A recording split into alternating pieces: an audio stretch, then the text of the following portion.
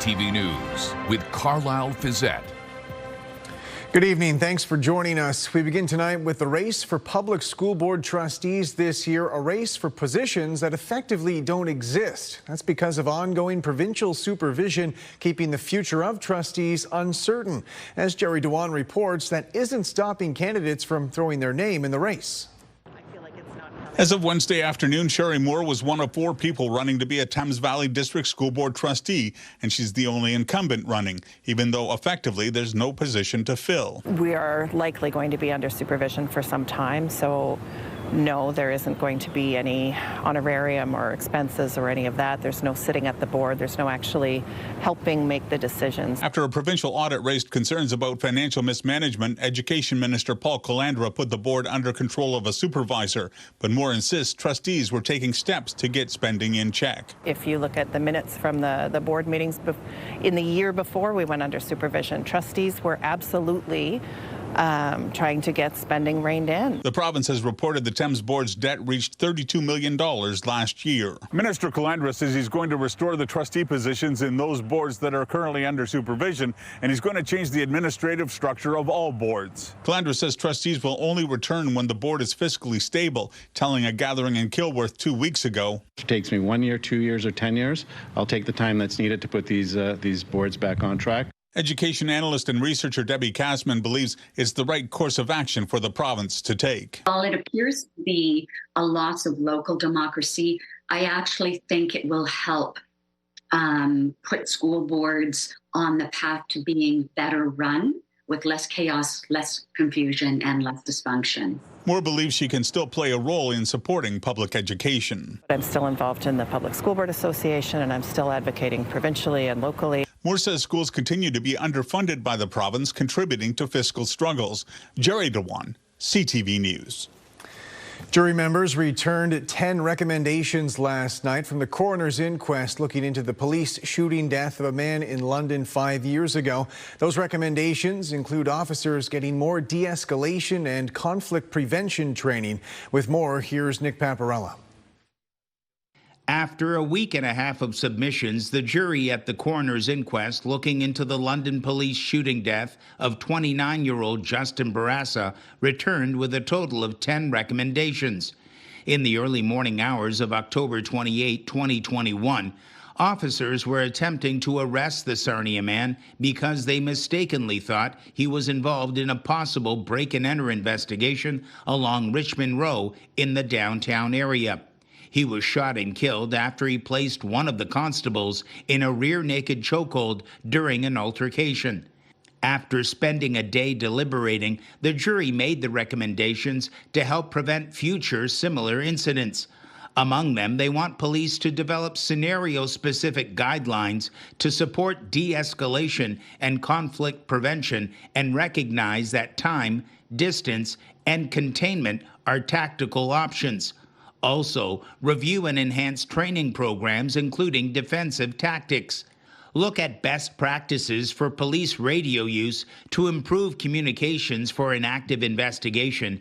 And to assist officers to deal with shooting incidents, the jury recommended post-incident tactical debriefing and organizational learning, including officer wellness, along with post-use of force assessment of officers, including a psychological fitness for duty test.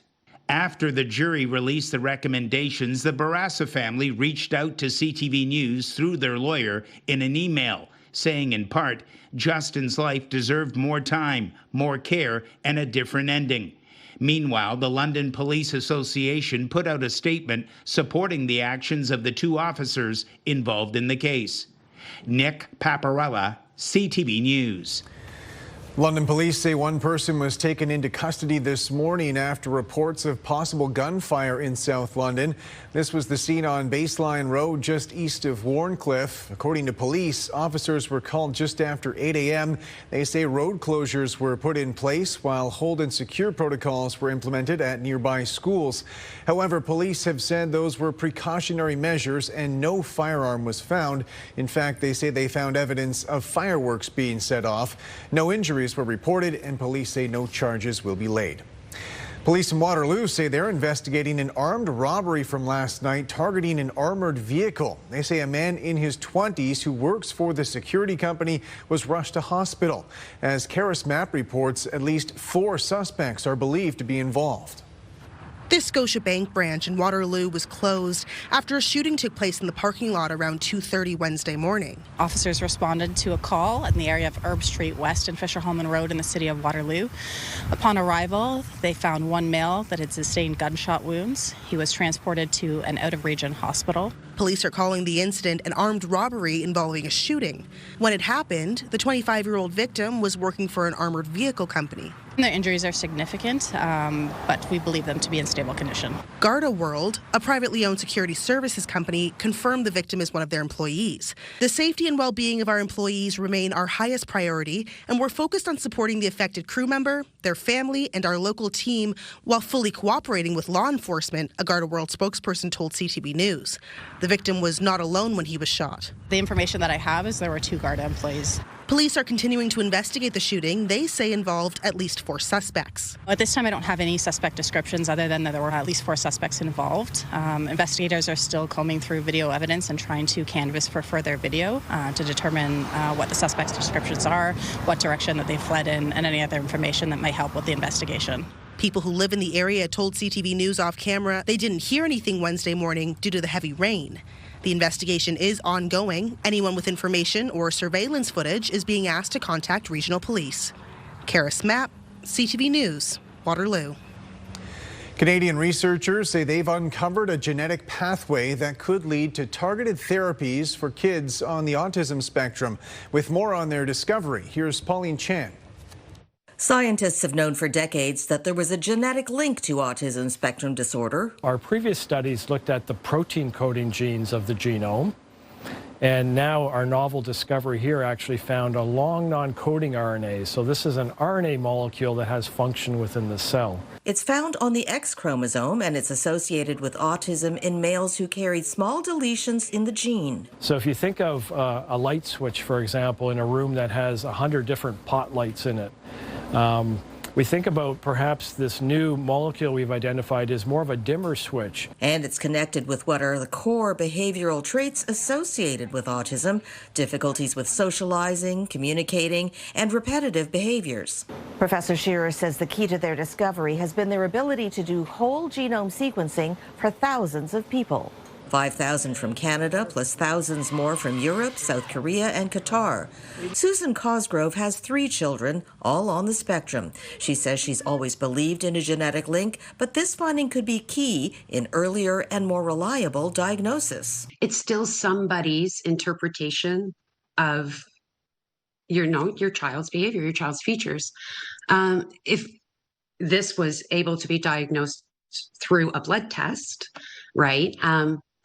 We wouldn't have to do that wait.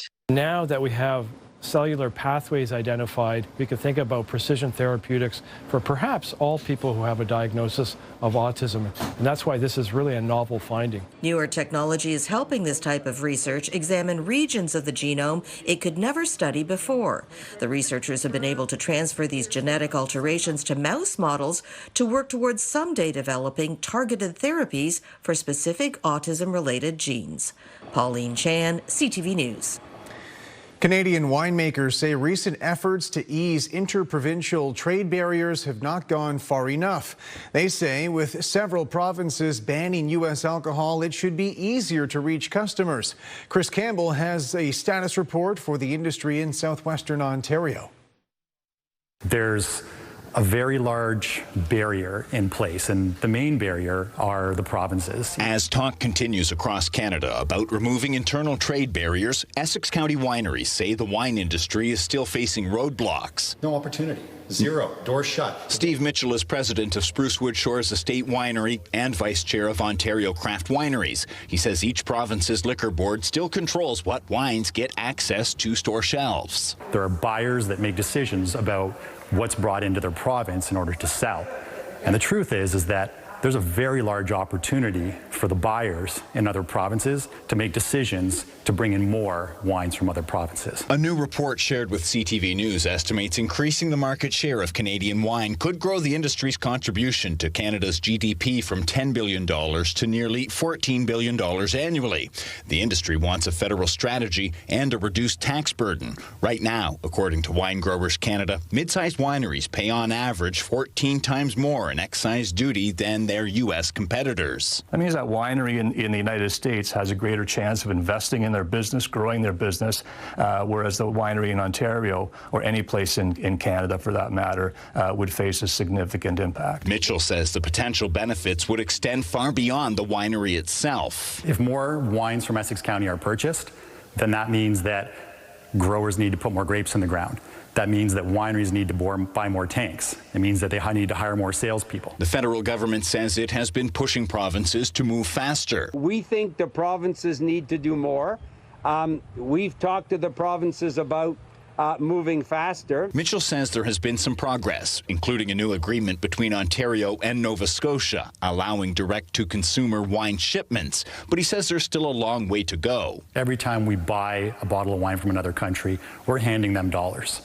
It'd be much better if we could hand each other dollars. Industry leaders say removing interprovincial barriers would not only help wineries grow, but could also keep more Canadian dollars and jobs here at home. In Essex County, Chris Campbell, CTV News. A meeting between the Prime Minister today and the crew of the Artemis 2 moon mission, including local astronaut Jeremy Hansen. They were invited to celebrate their accomplishments and highlight Canada's contributions to space exploration. With more, here's Annie Bergeron-Oliver. We didn't really see this either, because this is so cool. It was a different kind of moon mission in Ottawa today. I think we saw that crater. The Artemis 2 crew giving Prime Minister Mark Carney and a group of students special insight into their epic 10-day lunar flyby mission. 12-year-old Louis Castro Lopez among the middle school students who got to ask the astronaut questions. Yeah, I watched the astronauts and just to come here, to meet our school was, wow, amazing. Fellow 7th grader Annabelle Busby Sheridan did too, and she got to hold a piece of meteorite from the moon. It was such a privilege. I never thought, ever that I'd ever be able to meet them. Splashdown confirmed. The visit to the capital comes just over 1 month after the 4-person crew splashed down safely in the Pacific Ocean. We surpassed the furthest distance humans have ever traveled. Following a groundbreaking mission to the far side of the moon that captured the world's attention. Canadian Jeremy Hansen getting a special thank you from Carney. This is the flag that flew on the day you splashed down. Oh, wow. Hansen's trip into outer space was his first, and it was also the furthest any Canadian astronaut has ever traveled. Canada very much went to space, and I rode on your shoulders. That Canadian pride on full display at each stop in the capital, where fans, young and old, were inspired to reach new heights. I want to be the first man, and if it's possible, to walk on Mars. The Artemis 2 crew will now head to Montreal, where the astronauts will share more about their thoughts on the mission at the Canadian Space Centre tomorrow. Annie Bergeron-Oliver, CTV News, Ottawa. Organizers with the Home County Music Festival say they'll be back in Victoria Park this summer, adding a second day. The festival was canceled in 2024, then revived last year for a one-day-only event. A second stage has been added for this year, which also marks a major anniversary, 50 years since the inaugural festival. While there might be, desire out there to return to a 3-day festival, we want to be mindful of our growth. We want to be mindful of sustainability and just be measured in that. Being the 50th anniversary, we thought it was important to, to go a little bigger this year and at least bring back a second day. This year's Home County Music Festival runs July 24th and 25th. Still ahead, a marathon mission. The local runner hitting the road for charity, inspired by a loved one's health battle.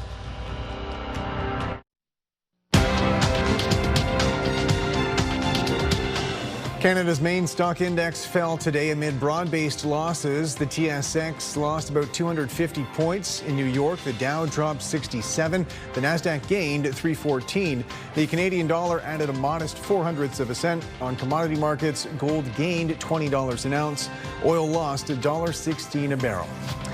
New data from Stats Canada shows more and more Canadians are increasingly suspicious of the information they find online. Nearly half of respondents said they're having a harder time separating fact from fiction. Heather Wright reports. I am not Morgan Freeman, and what you see is not real. The line between what's real and what's fake is getting blurrier. According to a new survey, 80% of Canadians saw news or information online they suspected to be misleading or false at least once a month. And nearly half of Canadians say they are finding it harder to distinguish between fact and fiction. What I think is more worrying is not the misinformation people see online that they recognize as misinformation. It's the misinformation they see online and actually believe. Angus Lockhart is a policy analyst at the DAIS, a think tank at Toronto Metropolitan University. He says while the spread of mis and disinformation has been increasing for years, AI is making it easier to create fake or misleading content, specifically deepfake videos. We're seeing very quick rises in the number of deepfakes that are posted and shared online. And that's one of the scariest ones because that technology is only getting better and only making it harder to judge what's real and what's fake online. The misinformation survey also found more than 60% of Canadians are very or extremely concerned about online misinformation. But experts say not enough is being done by the government or by big tech. Unfortunately, there is a lack of scrutiny on these big tech companies. Ahmed Al-Rawi is a communications professor at Simon Fraser University and says social media companies have shown an inability to police the content that's on their platforms. And more onus needs to be put on the government to enact stricter rules. The only language they understand is the language of financial penalties. So once you send warnings regarding these penalties, I think they will start listening.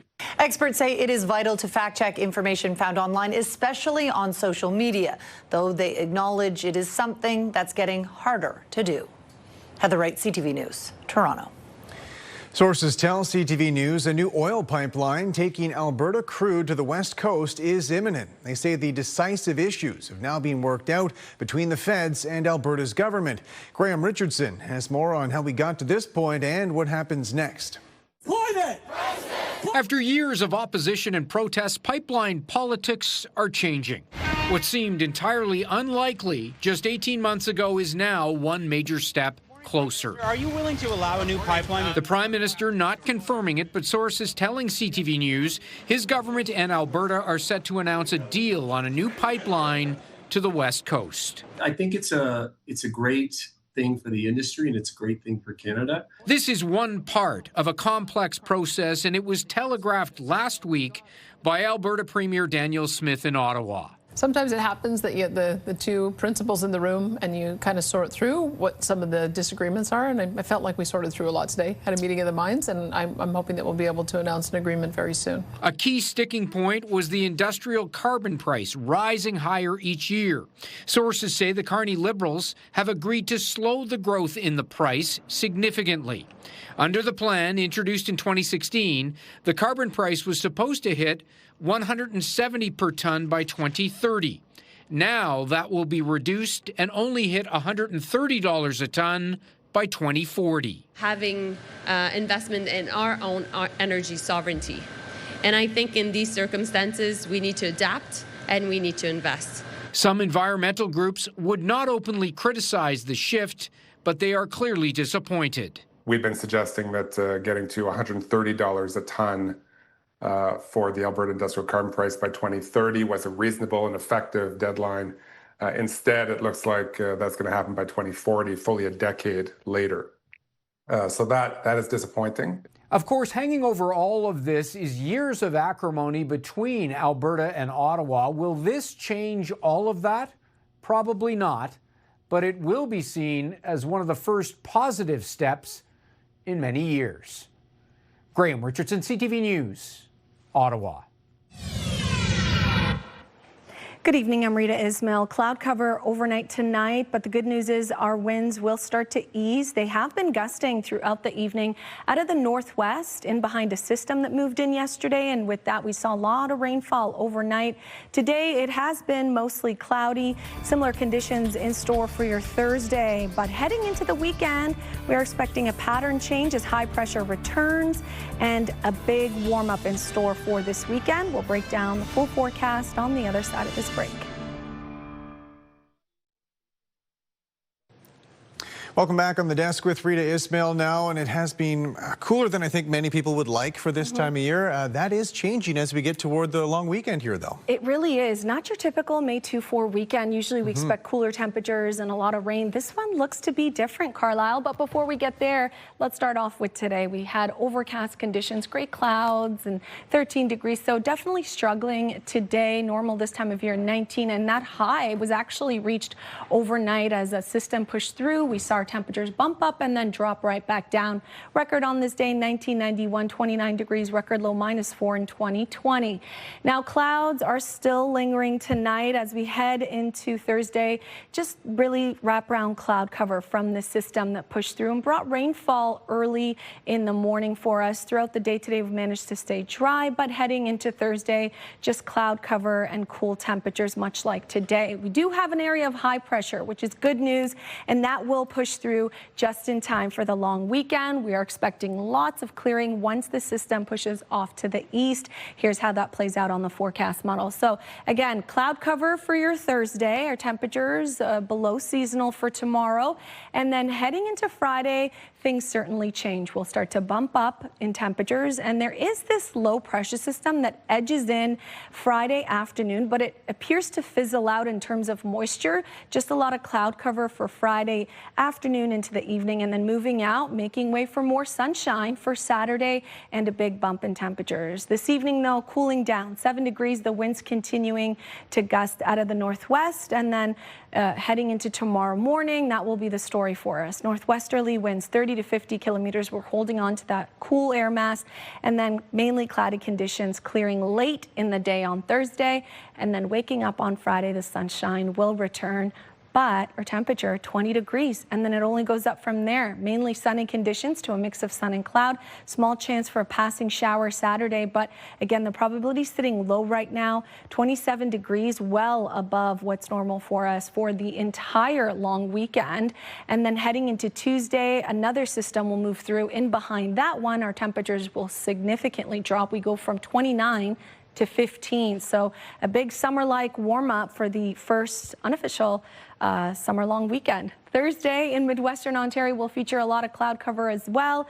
Once that moves out, Friday appears to be pleasant, 19 degrees. Again, the system moving in Friday at this point appears not to be bringing a lot of moisture, just some late day cloud cover, but that could change. Same thing goes for Saturday, 22 degrees. The one thing that is consistent is these temperatures appear to be climbing Saturday right through to Monday from 22 to 25 throughout Midwestern Ontario. We're expecting sunshine, which is great news for your long weekend, and then the rain returns on Tuesday with a temperature drop on Wednesday to a high of 12 degrees. Carlyle?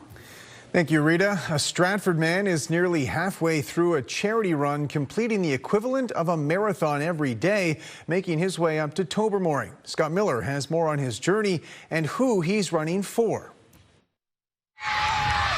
Sam Simon receives a hero's welcome in Ayton as the 57-year-old runs from his home in Stratford to Tobermory in honor of his wife, who is currently fighting cancer. My wife has terminal cancer. It's her third bout of this, and she's my hero. What she goes through, this is nothing what I'm doing. Simon left Stratford on Monday and is spending tonight in Hanover. He's ran about 113 kilometers over 3 days, not quite halfway to his 251-kilometer total that will land him and his crew in Tobermory, hopefully by Monday. We're running up to Tobermory through the Bruce Peninsula. It's going to take us about a week, 8 days. We're doing about a marathon a day, give or take. And we're doing this to raise money for 3 wonderful organizations. The Stratford General Hospital, Wellspring Stratford Cancer Centre, and London Health Sciences Centre Cancer Centre will be the beneficiaries of Sam's epic run for cancer, a run that is already taking a toll on his body.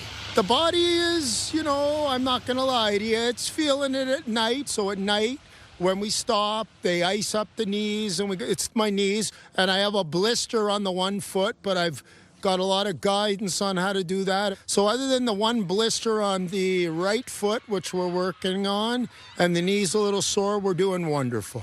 Simon says the 6 months of training leading up to his epic run has certainly helped, as has his wonderful road crew, keeping him healthy and on the right track.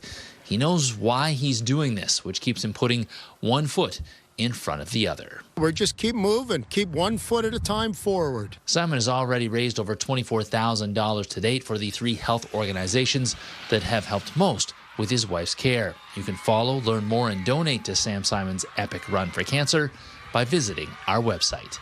Near Ayton, Scott Miller, CTV News.